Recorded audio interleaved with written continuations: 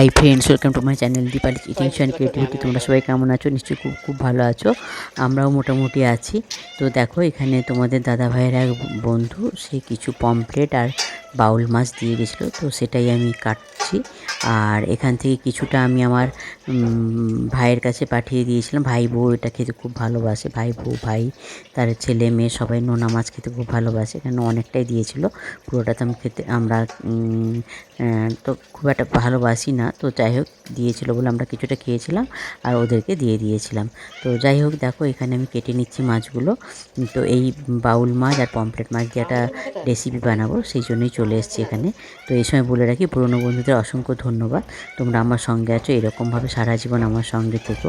আমি সবসময় তোমাদের সঙ্গে আছি। আর নতুন বন্ধুদের বলছি, যারা আমার চ্যানেলটা ভিজিট করতে আসছো তারা আমার চ্যানেলটাকে সাবস্ক্রাইব করে থেকে যেও। আর বেল আইকনটা অবশ্যই ক্লিক করে দিও, যাতে আমার ভিডিওগুলো দেওয়ার সঙ্গে সঙ্গে তার নোটিফিকেশান তোমাদের কাছে চলে যায়।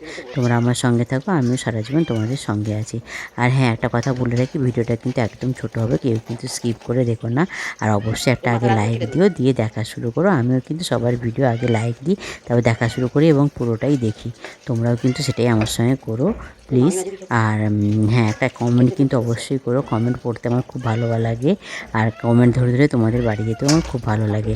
আর বন্ধু বান্ধব আত্মীয় স্বজন সবার সঙ্গে শেয়ার করো, যাতে তারা এরকম একটা রেসিপি বানিয়ে খেতে পারে। আর সত্যি কথা বলতে কি, এরকম এই রেসিপিটা কিন্তু একটু নতুন, আর এই রেসিপিটা না দুর্দান্ত হয় খেতে। তোমরা একবার বানিয়ে খেয়ে দেখো, দিলেই বুঝতে পারবে যে কেমন হয়।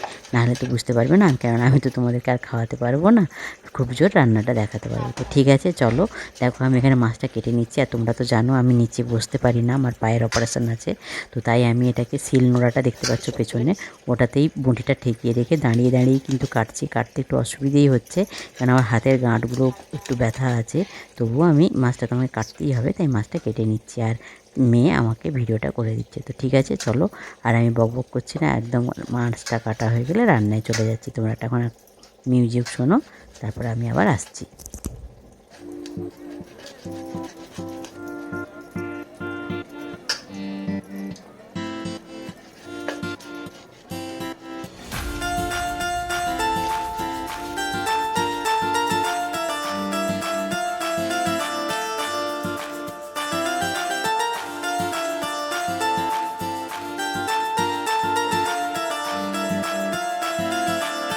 তো দেখো বন্ধুরা, এখানে কিছু সমুদ্রের চিংড়ি মাছও ছিল, ওটাকেও আমি একটু হলুদ, ওইটা আর এই যে মাছটা কাটলাম ওখান থেকে কিছুটা মাছ যেটা আমি রান্না করব নিয়ে আমি এখন হলুদ আর নুনটা মাখিয়ে নিচ্ছি।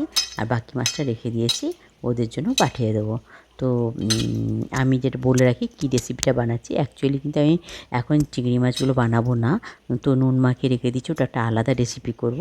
তো এটা আমি যেটা করব, এখানে আমি বাউল মাছ নিয়েছি 3 পিস, আর 1 পিস নিয়েছি পমফ্রেট মাছ। কেননা তোমাদের দাদাভাই পমফ্রেট মাছ খেতে খায়, বাউল মাছ খেতে ভালোবাসে না।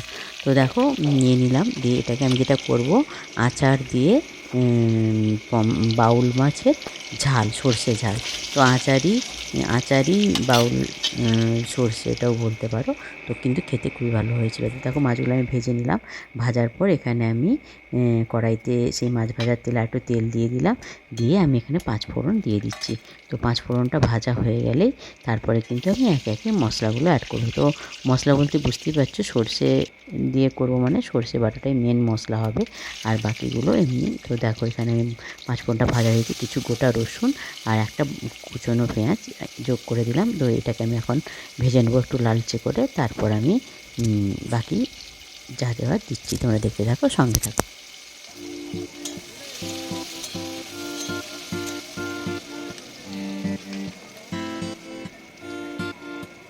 তো দেখো এবার আমি পরিমাণ মতন লবণ বা নুন মিশিয়ে দিলাম, দিয়ে এটাকে ভেজে নিচ্ছি। আর তোমরা তো জানোই, লবণ বা নুন মেশালে এগুলো তাড়াতাড়ি ভাজা হয়ে যায়। আর একটা বড় টমেটো কেটে দিয়েছি, আর দিলাম একটা লঙ্কা, কাঁচা লঙ্কা। তো লঙ্কাটা আমি চিড়ে দিয়েছি।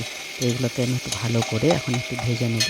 ভেজে নিয়ে ভাজা ভাজা হয়ে গেলেই তারপরে আমি এতে আবার মশলা অ্যাড করব। তোমরা দেখতে থাকো, আমার সঙ্গে থাকো, কেউ কিন্তু কোথাও যেও না, পুরোটা দেখো, কেউ কিন্তু স্কিপ করে দেখো না। তো দেখো এটা আমার ভাজা হয়ে গেছে। এবার আমি যে দেখো সর্ষে, সাদা সর্ষে আর কালো সর্ষে আর একটা শুকনো লঙ্কা এটা বেটে রেখেছিলাম, তো সেটাই আমি দিয়ে দিচ্ছি। এবারে পরিমাণ মতো ঝোল দেবো, যেহেতু আমি আর খোসাগুলো তো দিই না, তোমরা জানো এটাতে অ্যাসিড হওয়ার চান্স থাকে। আর এখানে পরিমাণ মতো জল দিলাম, কেননা শুধু তো মাছ দিয়ে করব, আর বেশি কিছু দেবো না, তাই ঝোলটা বেশি রাখার দরকার নেই। তো দেখো এখানে আমি মাছগুলো দিয়ে দিয়েছি অলরেডি, দিয়ে মাছগুলোকে আমি এবারে ঝোলের সঙ্গে মিশিয়ে নিচ্ছি।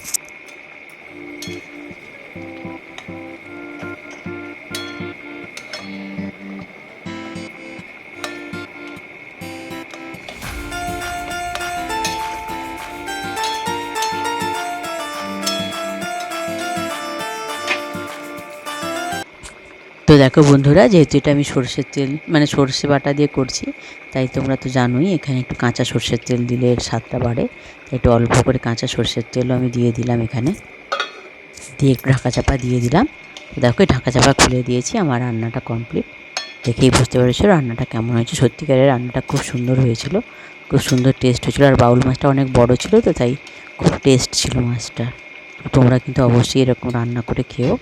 আর হ্যাঁ, যেহেতু আমি এটার নাম দিয়েছি আচারি বাউল মাছ, তো তাই সেই জন্য আমি এটা একটু আচার তো দিতেই লাগবে। তো দেখো লাস্ট ফিনিশিংয়ে আমি এখানে একটা আচার দিয়ে দিলাম। এটা কিন্তু আমের আচার, আমি বাড়িতে তৈরি করেছিলাম। তেল আম যেটাকে বলে, মুড়ি খাওয়ার জন্য যেটা করা হয় সেটাই। তো সেখান থেকে কিছু একটা আম দিলাম, আর কিছুটা মশলাও আমি এখানে যোগ করে দিলাম। তো দিয়ে এটাকে, আর এই আচারটা দেওয়া হয়েছিল বলেই না, আর একটু তেলও দিয়ে দিলাম, আচারের তেল। তো তাই জন্য এর স্বাদটা আর গন্ধটা আরও দুর্দান্ত হয়েছিল। তো তোমরা সবাই কিন্তু এইভাবে আচার দিয়ে, অবশ্যই এটা আমি আচার দিয়ে বাউল মাছটা করেছি। তো তোমরা যে কোনো মাছ এরকম সর্ষে বাটা দিয়ে আচার দিয়ে ঝাল করে খেতে পারো, তার স্বাদ কিন্তু অনেকটাই বেড়ে যায়। যে বাউল মাছ দিয়েই করতে হবে তার কিছু মানে নেই, যে কোনো মাছ দিয়ে এটা করা যেতে পারে। তো আমি যেহেতু বাউল মাছটা করেছিলাম তো দিয়েছিলাম। তো দেখো তরকারিটা দেখতেও সুন্দর হয়েছে। এবারে আমি এটা গ্যাসটা অফ করে দেবো, আমার রান্না শেষ। দেখতেও সুন্দর হয়েছিল আর খেতেও কিন্তু খুবই সুন্দর হয়েছিল। তোমরা অবশ্যই একবারে বানিয়ে খেও, আর বন্ধুবান্ধব আত্মীয় স্বজনদের সঙ্গে শেয়ার করো, যাতে তারাও এরকম একটা রেসিপি বানিয়ে খেতে পারে। তো ঠিক আছে, আমি আর বকবক করছি না, এখানেই শেষ করছি। এটা ফাইনাল লুক কেমন হয়েছে অবশ্যই এটা কমেন্ট করে জানিও। এবার আমিও তোমাদের দাদাভাই আর আমার মেয়েকে খেতে দিয়ে দেবো, ওরা কী বলছে তোমরা শোনো। ঠিক আছে, এখনকার মতো বাই।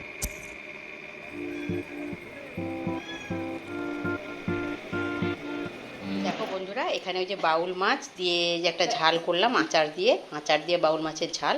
তো সেটাই আমি এখন মেয়ে আর তোমার দাদাভাইকে দেবো। তো এখানে তোমরা দেখেছিলে একটা পমফ্রেট মাছ দিয়েছিলাম আর বাকি বাউল মাছ দিয়েছিলাম, কারণ তোমার দাদাভাই বাউল মাছটা খুব একটা পছন্দ করে না, তাই ওকে পমফ্রেট মাছটাই দেবো। তাই মেয়েকে দেবো বাউল মাছ, মেয়েকে দিচ্ছি।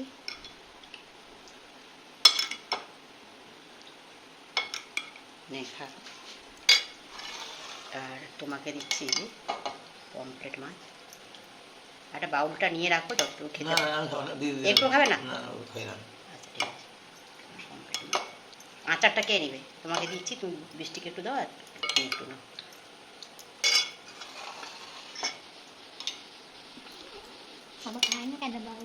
বাবা বাউল মাছ পছন্দ করে না, বাবা কেন করে না সেটা তো বলতে পারবো না, কিন্তু করে না। ওটা বাউল না, ওটা পমফ্রেট মাছ আমি বেছেই দিচ্ছি, তোমাকে অত ওই করে খেতে হবে না। কেমন হয়েছে বলো আচার দিয়ে?